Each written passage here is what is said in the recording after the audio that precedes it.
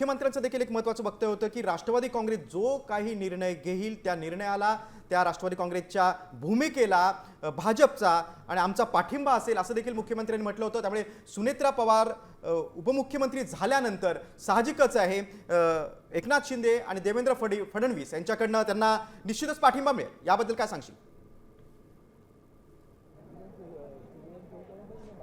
नक्कीच आपण बघतोय की ज्या दिवशी खरं तर अजित पवार यांचं निधन झालेलं बघायला मिळालं होतं, त्या दिवशी रात्री खरं तर देवेंद्र फडणवीस आणि एकनाथ शिंदे यांची देखील बैठक वर्षा बंगल्यावर झालेली बघायला मिळाली होती। फार उशिरापर्यंत झालेल्या या बैठकीमध्ये आता यापुढे नेमकं कशा पद्धतीनं प्रशासकीय आपली भूमिका बजावता येईल या सगळ्या संदर्भात खरं तर चर्चा या बैठकीमध्ये झालेली बघायला मिळाली होती।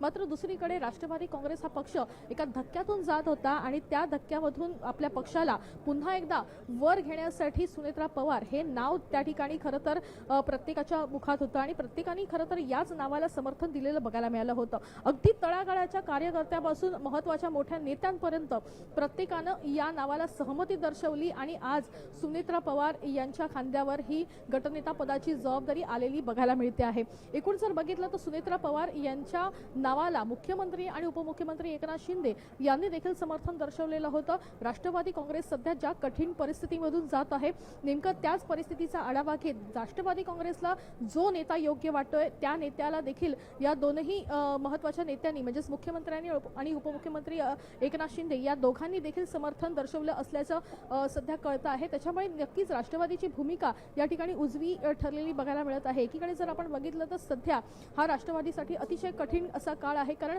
44 वर्ष राजकारणामध्ये सक्रिय पद्धतीनं वागणारा एक नेता असा अचानक पद्धतीनं हरपला जातो आणि अचानक पद्धतीनं त्याची अशी एक्झिट होते। हे कोणाला अजूनही जे आहे ते प्रत्येकाच्या मनाला न पटण्यासारखं आहे। मात्र हा धक्का हा प्रत्येकाला पडलेला आहे, केवळ राष्ट्रवादी नाही तर इतर राजकीय पक्षांच्या नेत्यांना देखील अशा पद्धतीचा हा धक्का आपल्याला लागलेला बघायला मिळत आहे आणि त्याच्यामुळे प्रत्येकाला या धक्क्यापासून जर सावरायचं असेल तर सुनेत्रा पवार हेच नाव त्या ठिकाणी योग्य वाटत असल्याचं मतही राष्ट्रवादी काँग्रेसच्या अनेक नेत्यांचं होतं आणि त्यामुळेच काल जे आहे ते राष्ट्रवादीच्या अनेक नेत्यांनी सुनेत्रा पवार यांची या संदर्भातली मनधरणी केली होती आणि अर्थात आपल्या नेत्यांच्या या एकूणच मागणीला आणि कार्यकर्त्यांचं जे प्रेम आहे त्या सर्व गोष्टींचा विचार करून सुनेत्रा पवार यांनी होकार दर्शवला आणि मध्यरात्री मुंबईमध्ये त्या आलेल्या बघायला मिळाल्या होत्या।